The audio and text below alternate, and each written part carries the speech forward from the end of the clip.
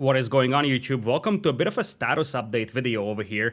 So, as you could see, in the recent weeks, I really wasn't in a position to pop out a lot of YouTube videos. That will soon change, so we'll be back on track with the regular content. But I wanted to sort of share what was going on with me in the last couple of weeks and the reason behind me not being able to pop out a lot of YouTube videos. So, I'll explain that a little bit more in a later section, as you can see on the screen down below. So, long story short, as you probably heard if you are familiar with Age of Empires 4 esports, EGC Golden League has started. EGC TV $125,000 massive 12-week tournament that is currently running, and I've been involved with EGC TV for quite a long time. So if you remember EGC Genesis, I casted the Grand Finals. In fact, I casted way more than that with Aussie Drongo. I casted the Winter Championships a lot with him. I casted the Winner Stays On series. So I appeared a lot in EGC TV over the last couple of months. And, well, that was the case as well to a certain extent with Golden League. So before we even go further than this, I just want to say that I'll put a link down below in case you haven't really heard about EGC TV, which I would be a little surprised of, but you never know. In case you don't know about them, it is basically a channel, the core or sort of heart of Age of Empires 4 esports right now. Massive prize pools coming in there with some great events, and I've been casting regularly for them as well. So part of the reason why I simply wasn't able to pop out a lot of YouTube content here is because I was focusing a lot on my EGC Golden League work. So let's talk about what exactly I did for EGC Golden League, because I did only cast one day of the qualifiers, and that was it. So my job with EGC Golden League wasn't just to cast. In fact, that was the original plan. But after that, we made a couple of other arrangements. So if you remember how N4C worked, if you remember any of my EM4C casts, you remember that the casters were provided a raw feed. So the observer was there in Berlin, and I was watching the same screen as the OB or the observer was forwarding to us. And that's exactly the same setup that we did here for Golden League. So there is an observer, and that is the person that's providing feed to pretty much all casters, primarily to the English casters. But part of the reason why this is established this way is because if you remember, at M4C we had that spectator overlay. That's something that is retained for Golden League. And the easy way to arrange such a thing to work for both casters is to do an external observer. I will actually have a review video on how the production exactly goes behind the scenes, but long story short, I am the observer of EGC Golden League. So every single set that you have seen so far at EGC TV, with Nilly and Killer Pigeon casting, for example, I was the observer for those. So I'm handling the camera, and I'm also handling the production behind the scenes. So I'm working on a lot of things. I'm making sure that the observer cameras are in sync. I'm making sure that their audios are clear. So that's a lot of work for me. And obviously, that is something that requires a lot of preparation over the course of the week as well. So part of the reason why I simply didn't have a ton of time to pop out YouTube content was because we had a lot of preparations to do with Golden League. And obviously, that's a huge event. It's a huge opportunity for me as well, because this is something that, to a certain extent, I can add to my resume. So I can say that, hey, I was not only a caster in Age of Empires 4 for a couple of months now, I am also now considered a decent observer and someone that also has some experience in production as well. That being said, I definitely want to return to regular YouTube content. I'll talk about that in a sec. But before that, let's go to my next point, which is streaming on Twitch. Now, if you're watching this on YouTube, there is a likely chance that you arrived to my channel or you found me through my YouTube. That is a natural thing. YouTube, it's a platform where it's easier to find content creators than it is on Twitch. But I've mainly been a Twitch streamer for the last 2.5 years. So regular daily live streams, casting Age of Empires 2, and then switching into Age of Empires 4. Ever since the start of Age of Empires 4 though, and with my commitments to EGC, I simply am low on time. And the thing with Twitch streaming is that it's super time consuming. So to give you a bit of a context, if I need to record a YouTube cast, let's say a 30-minute long game, that's going to take me 45 minutes if we include preparations and whatnot. So I find a good game, I take 45 minutes to record that, I upload it to YouTube, and I do have 1 day worth of content because I'm trying to get to, let's say, 1 video a day. Unfortunately, I'm not full-time, which means that I simply don't have enough time to get like 5 videos out a day, obviously. but I'm trying to get to like one video a day or so. Anyways, and there is a lot of flexibility with this, and this is something that I'm really happy about, and this is something that definitely motivated me to get more active on YouTube. Because, as I said, I can just record whenever I have a bit of a free time to, whenever I have a bit of an energy to do so. Whereas Twitch streaming, in many ways, is very restrictive. So I have to sit down and I have to stream for, let's say, 3, 4, 5 hours, especially long tournament broadcasts or even just professional games broadcasts. Those are like 3, 4 hours. Like, I can't just sit down for 1.5 hours when I have a bit of a free time. Also, with Twitch, you're trying to sort of maintain some level of consistency when it comes to live streaming. So if you're saying your audience, or if you're telling your audience that, hey, I'm going to start streaming at 3 p.m. every single day, then you sort of have to start doing that, right? And if you're not doing it, you're going to lose some of your audience. So in essence, it's very restrictive. As compared to YouTube, where, for example, if I feel good today, if I feel energetic, if I have the energy to record 10 games, I can record 10 games and have 10 days worth of content, so I don't have to record on days where I will most likely be more tired because of other work. So there is that as well. So long story short, this has been a thing that I was thinking about for a long, long time. And what I really came up to as a conclusion was that I will probably cut down on Twitch streaming. Now, this is something that pretty much naturally happened in the last couple of weeks anyways, simply because I didn't have enough time. But up until now, I mainly considered myself a Twitch content creator. Now, this is something that scares me a little bit, because the thing is that if I cut down on this, that's one of the more relevant social medias I have, so to say. So when brands look at me, for example, for casting opportunities, they will say, hey, is this guy streaming? And the answer is gonna be no. Now, I do have a fairly sizable Twitch channel with a reasonable follower base, so I can still at least show that, hey, I have the channel, it's just not really using it. I'm not saying that I will be completely quitting on streaming, especially if my schedule becomes a little more favorable, but over the course of the last couple of years, I've been grinding streaming very heavily. So one of the things I noticed is that I streamed 20, 30 hours a week, a ton of time, very exhausting, very depleting, and it was just a grind. So in many ways, YouTube would give me a little bit more flexibility when it comes to how I arrange my schedule and how can I deliver consistent and reliable content without just getting overwhelmed by the amount of work hours I have to put into it. So this also means that obviously I want to return to daily YouTube content. As I said, the last couple of weeks have been very, very wacky, but with the new patch coming out, I'll talk about that in a second. Obviously, there's a lot of things in my head that I want to make for YouTube.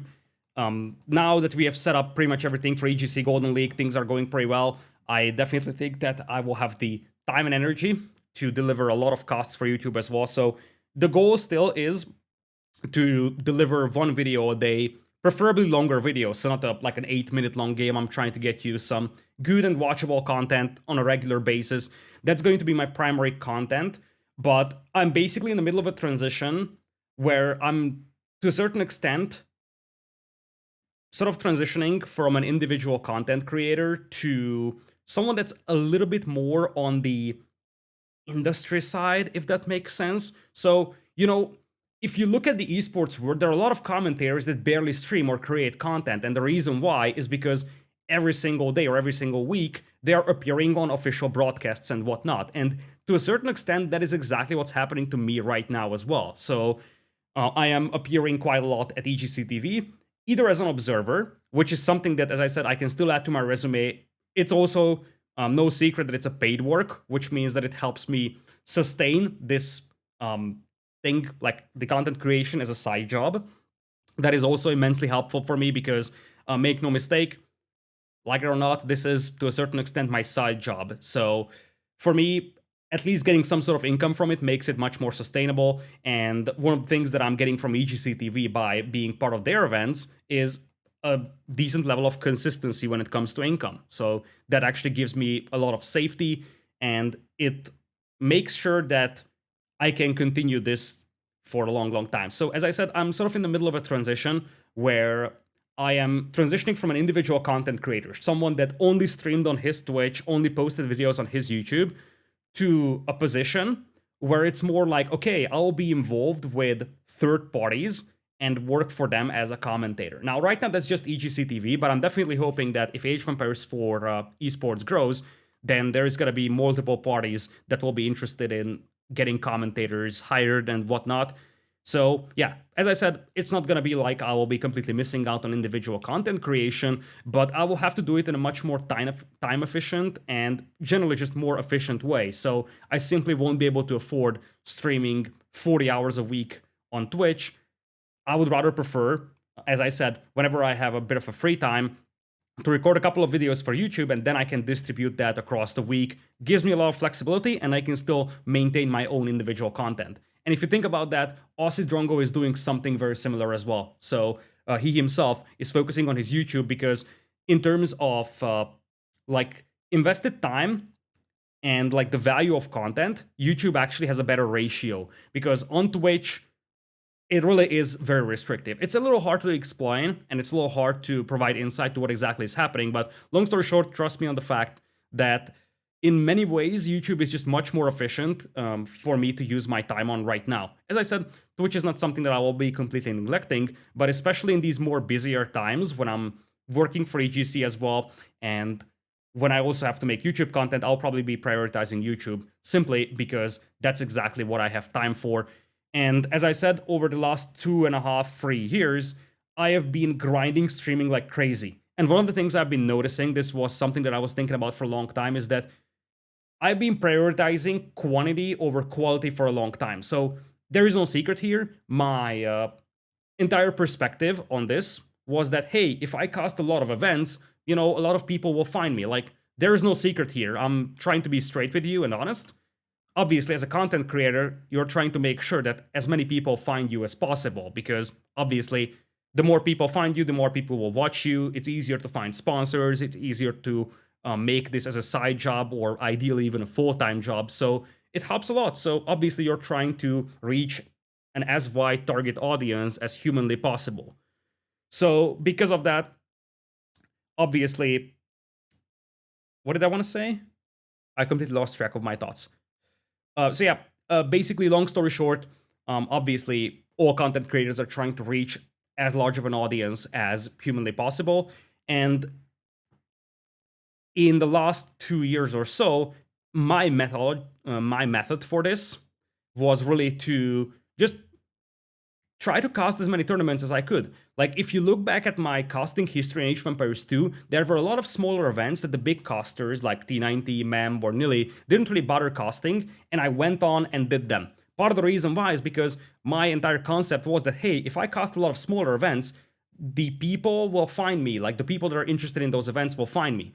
Because if you cast the big events, obviously, you will sort of be overshadowed by the larger casters. So in Age of Empires 2, there were quite a lot of casters that were larger than me, and if you're all casting the same set live, obviously the majority of the audience will go to the larger casters, so very few new people will find you. So that was my concept over the last couple of years, but I had to realize that one of the things I'm sacrificing doing this is actual quality. I was able to deliver a reasonable cost, but I wasn't really able to deliver exceptional costs, so to say, because you're depleting your energy really fast. So like, it's very mentally draining to cast 7, 8, 9 hours a day. And what I really came up to as a conclusion is that I'm probably better off if I'm focusing on delivering less content time-wise. So instead of streaming 8 hours on Twitch, I would do, let's say, a 1-hour YouTube video every single day. Because this allows me to focus on quality as well. I won't be that drained mentally, I won't be exhausted that much, and this is something that helps immensely when it comes to improving the quality, because ultimately, that's the bottleneck. If you improve your quality, you will eventually be one of the more popular casters. That's the story. I don't want to drag this out a lot longer than this, though, because, oh boy, it's a 60 minutes video. I wanted to make this like, 5 minutes at maximum, and now we're at 16 minutes, but hopefully you understand my thought process behind this one. As I said, long story short, it is going to be the YouTube content prioritized. I will try to deliver one video a day, and then we'll see how things go. But yeah, don't you worry, I didn't disappear. Last thing though, there is going to be a couple more news over here. So as you probably heard, the spring patch is coming to AoE 4 rather soon, which means that we're going to have a lot of big news coming up. With the ranked seasons beginning, the custom maps, the modding being added to the game, I feel like Age of Empires 4 is really entering its better stages, and I'm super hyped for this. This also means that I will have a lot of plans for content in the coming weeks, including a smaller tournament as well. Now, this is not going to be a big Microsoft sponsored tournament like the 3v3 team game event was, but I'm working on putting together a smaller event myself. It's still going to feature a lot of high level players, but don't expect something like, I don't know, $20,000, $30,000 prize pool. It is going to be something that's going to have super fun games though, and I will try to make sure that I deliver every single one of those games to you here on YouTube and potentially, as I said, as much as my time permits to Twitch. In the end, I do want to thank you once again for the continued support. YouTube has grown substantially over the last couple of weeks and months, so it really helps me sustain this one, and I'm really hoping to keep growing and improving as we move forward. Thank you so much for listening to this one. As I said, I just wanted to show this or talk about this one as a bit of a status update because I sort of disappeared for 2 or 3 weeks, but I just want to let you know that I'm all fine. Was a little busy with the third-party work I'm doing for EGC TV. As I said, I will drop a link down below to the channel of EGC TV as well, both on YouTube and Twitch. And we do have EGC Golden League, $125,000 on the line, the largest Age of Empires 4, and I think entire Age of Empires prize pool ever. A lot of very interesting settings, and if you're watching this, what's that? I think it's the 7th of April when I'm publishing this video. I do have to highlight that we are entering stage 2 of the event in this coming weekend. Every single weekend for the upcoming weeks, it's going to be 15 GMT, Saturdays and Sundays. So plain and simple, every weekend, 15 GMT, you tune into EGC TV and you will be able to see Golden League. So in case you're interested in live games, check out EGC Live as well. I'll be in the broadcast crew as well, so I'll be casting mostly together with Aussie Drongo. We've already casted the Stage 1 finals last weekend, so if you're checking out the EGC TV YouTube channel, that should be up very soon as well. But when I'm not casting, I'll be the observer, I'll be the man behind the scenes, so to say, with the production, with the observing.